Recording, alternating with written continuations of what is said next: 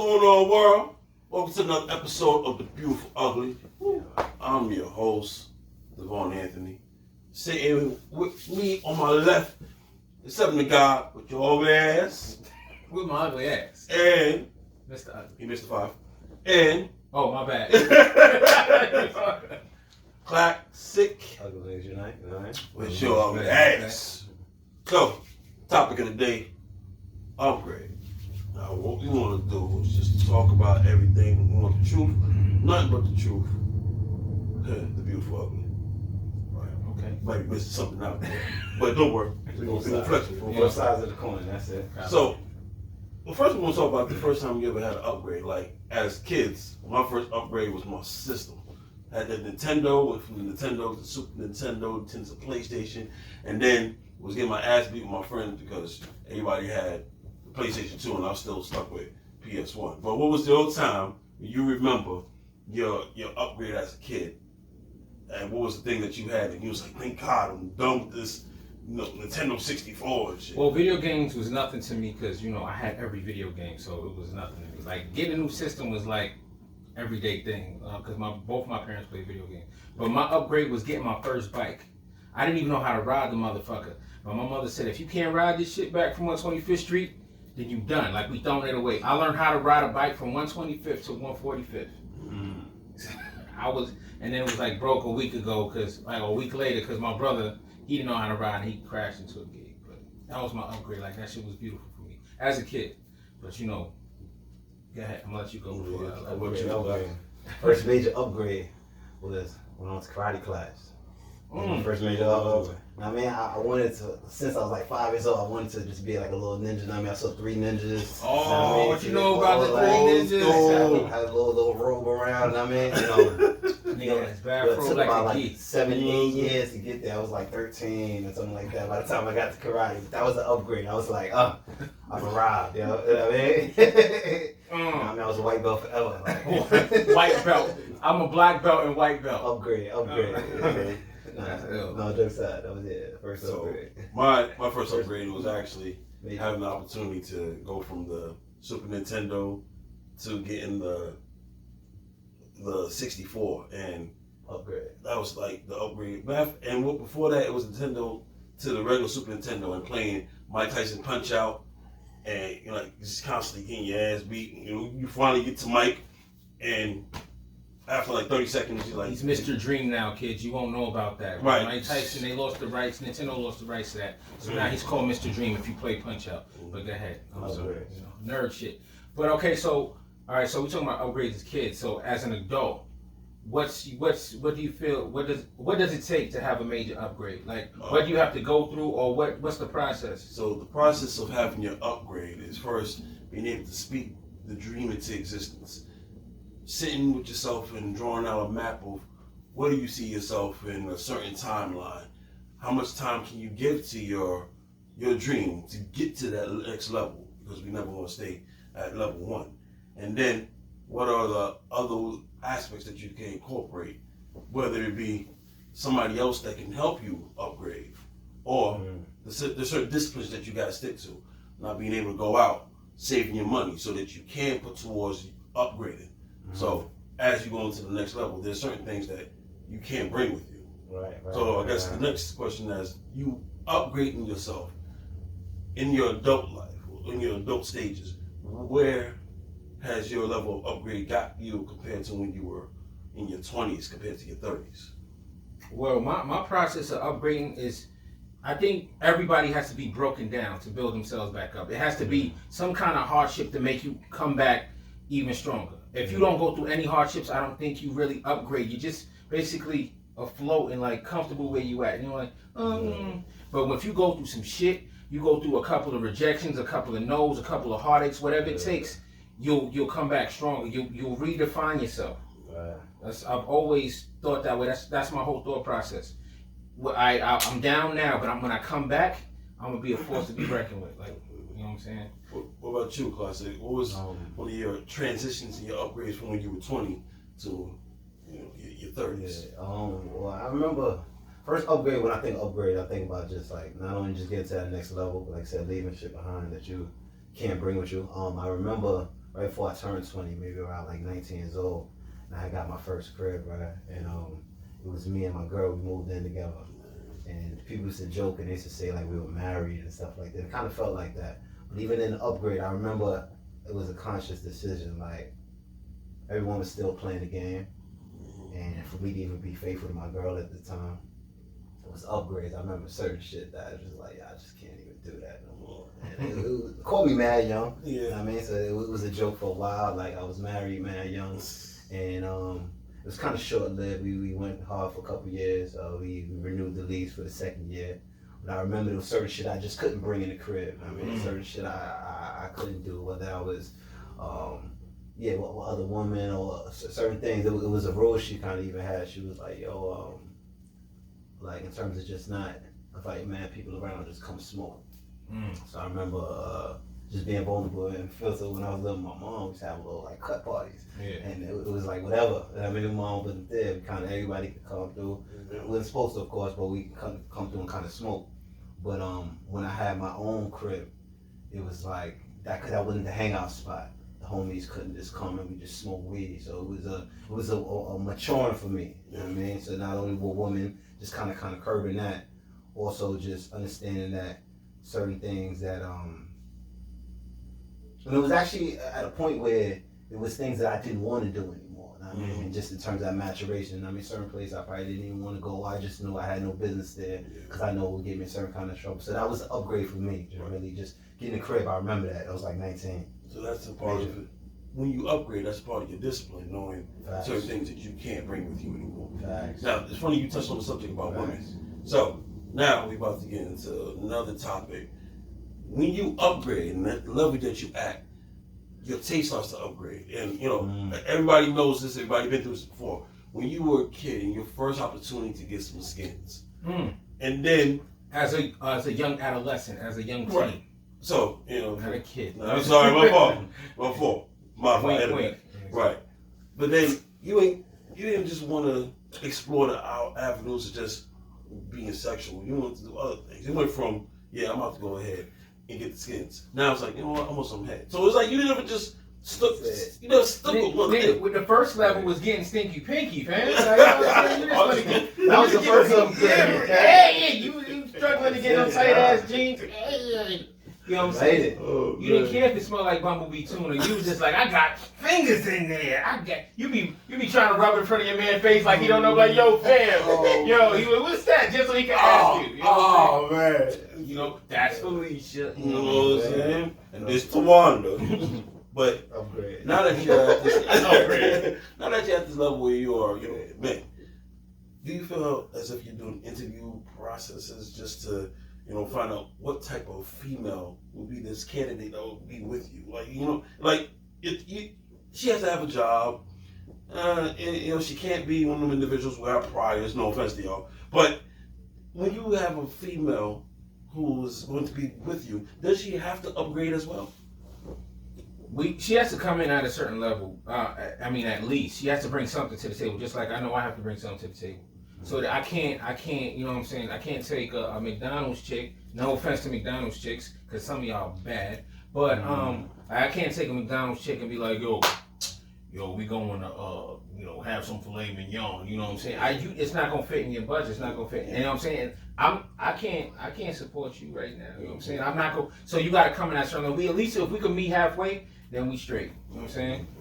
What about you, class? Upgrade. As you upgrade your mates. Now I remember like when I came out of that relationship, that marriage or whatever. You know what I mean? I was like, yo, the next man gotta be. I mean, she set a crazy standard. Beautiful person, not only aesthetically, but just like in terms of that maturity. You know what I mean? Grown just like me at the time, or at least trying to be. And I remember from there, that was a standard for like, all right, cool. Where do I go from there? And definitely like superficially, I was like, yo, it gotta be something that's a little better than her. Yeah. You know what I mean? And then even more so than just the superficial thing. Someone who's like well put together kind of thing.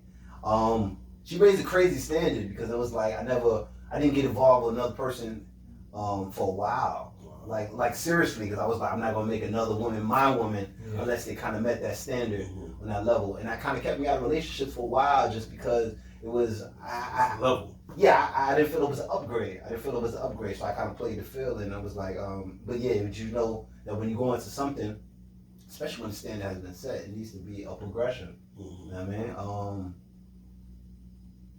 But then again, there's a certain discipline with that, because sometimes we take that step back and we kind of settle. Yeah, we're like, it's not it's not all the way there, but kinda. I'll take if I it. squint. But at least I knew, like when I was kind of backtracking verse, I was like, all right, cool, this is an upgrade, and that's what kind of got me into So the next. I want to elaborate, because I think people might get confused when I talk about McDonald's females. I'm not talking about like you actually working at McDonald's. I'm talking about your mentality. You know what I'm saying? Like I can't be thinking up here and you thinking down here. Like I'm thinking healthy and you thinking GMO. You know what I'm saying? I gotta be organic, you gotta be organic too. As far as the way you're thinking, your thought process, the way you're trying to live. If you're just trying to better yourself. So if you're not trying to better yourself, all you're gonna do is hold me back. Right. You know what I'm saying? And if so you can be without a job, but you have to be doing something productive to help this relationship flourish or me flourish. If you're gonna bring me up, I'm gonna bring you with me. You know what I mean? And we're gonna go along for the ride. So that's what I meant. I didn't mean like you actually, because you could work at McDonald's and still be an upstanding, chick. You could be, I mean, if that's what you choose to do, but yeah. So now, as it's funny you talked about the aspects of the female. Just to talk about you guys as individuals, you both are personal trainers. Now, what made you, ladies, y'all looking for a milk dud, or you looking for iced tea? These are two that you want to go check out, all right? It's lemonade, not iced tea. Yeah, it's lemonade. But what was the ideal about health and self-awareness that made you want to get into personal training, which is another aspect of upgrading, because that's self-upgrading that then helps other individuals look into themselves and want to make changes. So what was it about that avenue of personal training that said, this is where I'm going?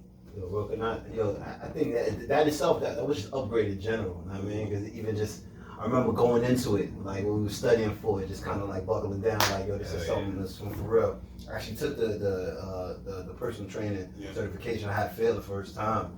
And then when we got together, we decided to kind of do it. We had to lock it on a different level. But my mentality had to be there. And I remember the first time, it just wasn't, certain things wasn't aligned. We took certification in April. I remember the month before, I stopped smoking. I started to really like just go in, and just with that progression mind state, I had to just like turn it up, turn it on, and then everything else starts to be a result of that. So even to pursue the personal training thing, a result of switching our mind and say, yo, nah, we gotta, I mean, not only health wise, but also establish a business. Yeah. I mean, going into working for yourself. So that, like I said, on the health side, that was an upgrade. But it was so much more than that. But the mentality had to be there before we even decided to shoot for it. You had to be like kind of ready, and you're like, all right, cool. Talking into existence. You know what I'm saying? Because when you got love with legs, James Plug. Plug at the bottom. But Coach Classic, right, you know what I'm saying?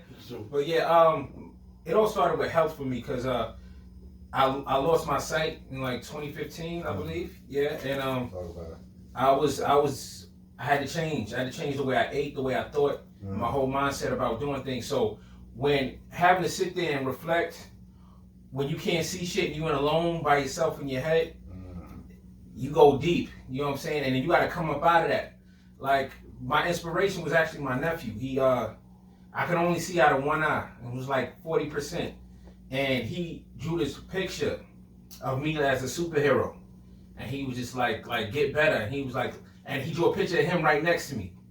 And I was just like, oh, like if that's the way my nephew, envisions me, I gotta come back harder. You know what I mean? My family see me in a whole different light. I can't be depressed. I can't. So I just came out that shell strong. Like literally, and it was over since then. Like I was just a beast. Like I just like, okay, now this is what it is. Anytime I need to turn it on, I think of moments like that, and I'll be like, all right, come out this slump. Like it's gonna get better, and we just gonna level up, keep leveling up. You know what I'm saying? I gotta do that for not myself, but for the people around me, because I gotta be an inspiration.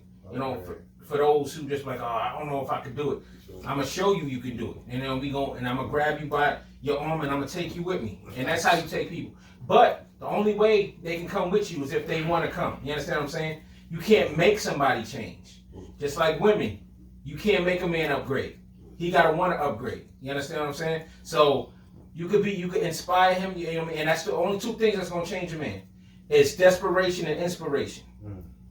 If those two things don't play a factor, he gonna be the same mother effer. You know what I'm saying? That you met. But anyway, I'm sorry. Desperation. One's driven by fear, one's driven by love. One's like, yeah, I gotta make it. The other one's like, yeah, I got this. So now, inspiration. Yeah. From Talk about what he just said, with the idea of knowing that you are going to upgrade, and not a lot of people can come with you on that level.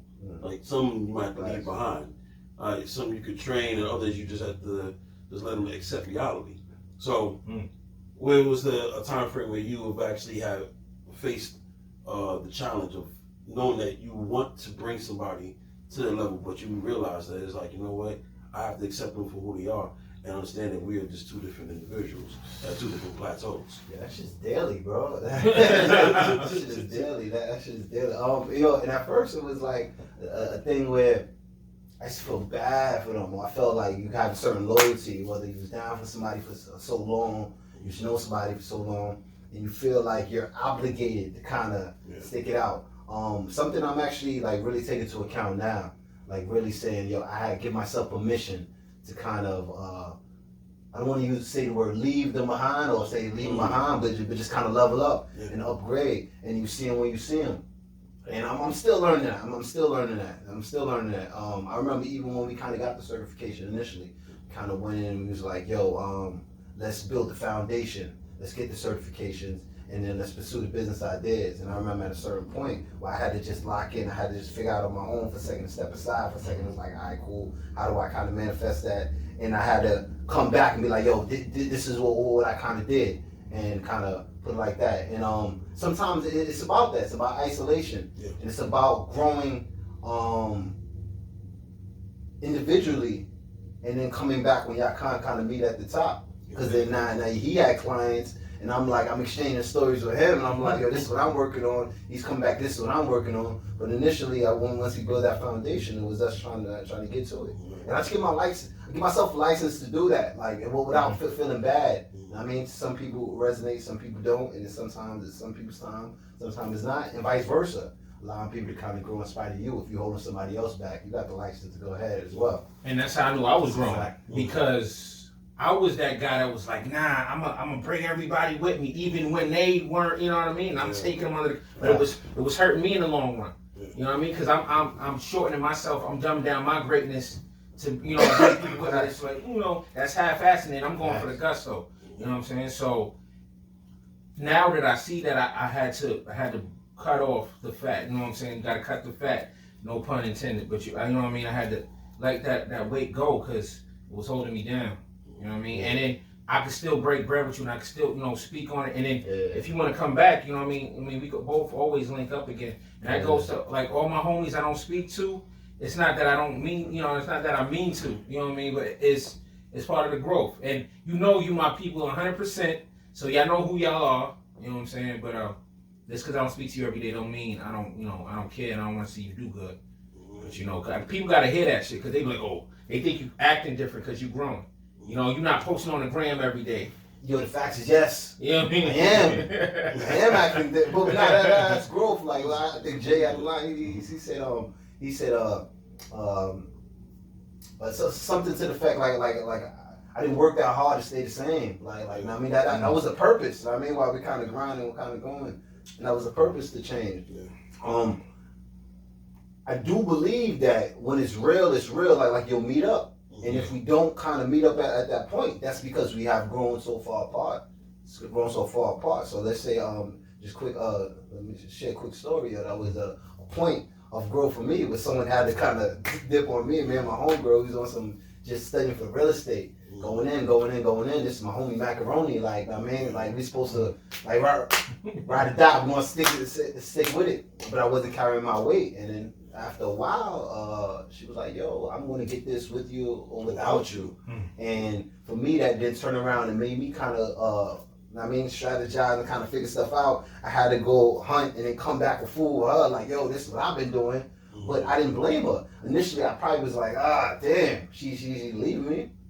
But But that's part of level up. That's level up as well, man. You know what I mean? 'Cause Word. Both sides. I feel you. Definitely. Both sides. So, is there anything that we could give our audience a word of advice? Because everybody is missing motivation. Now, what happens in the aspects of upgrading, some people feel as if they're not channeled or something internally that they're missing, or they just need that push. And is there anything that you can give the viewers today just to give them an opportunity? If you could motivate them today to give them an opportunity to make it better tomorrow, what would you want to let them know? And what would you leave off with? Okay. Well, for me, like, this is the way I channel and inspire myself. All the fear is something you create. Because you never know what's going to happen till it happens. Right. So stop pre-thinking all that shit. You know what I mean? You can plan, but never, doubt yourself outright. Anger. If you're angry, you use that shit to your advantage. You use that, you harness that power, and you put it towards something positive. You know what I'm saying? So, and yeah, if you're happy and you know it, clap your hands. You understand what I'm saying? So even that, any emotion that you have, you bottle it and you harness it. Right. And you use it to your advantage. Never use it as a crutch. Never be like, oh, I'm sad. No, you let it out and then you get over that shit and you be like, all right, I'm sad.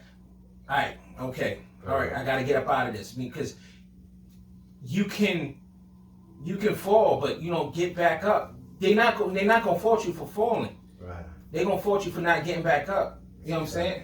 So I think everybody should just, however you deal with your anxiety, your anger, your fear, your happiness, your just use those things and don't see them as a crutch. Never see them as a crutch. What about you, Classic? My biggest thing, give yourself permission. Give yourself permission to kind of level up, man. I think for me, it's instinctual. Like, certain people you vibe with, certain people you don't.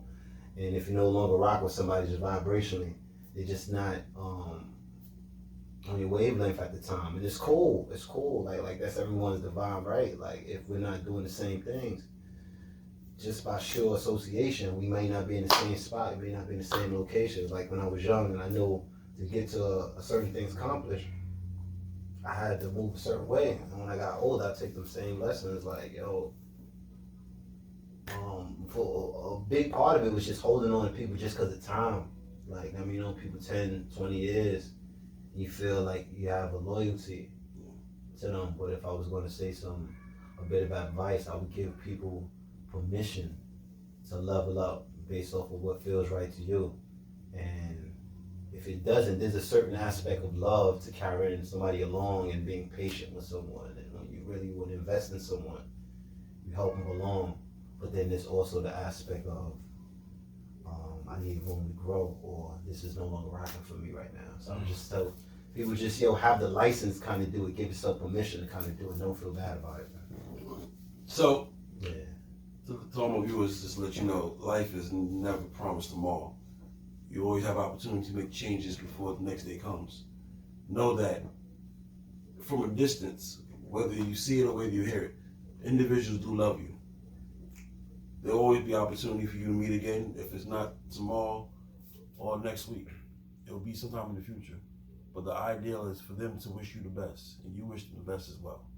I want to say thank you, something to God. Yay. Classic. It's been a pleasure. Ladies and gentlemen, join us next time on another episode of Beautiful Ugly with your ugly ass. Yeah.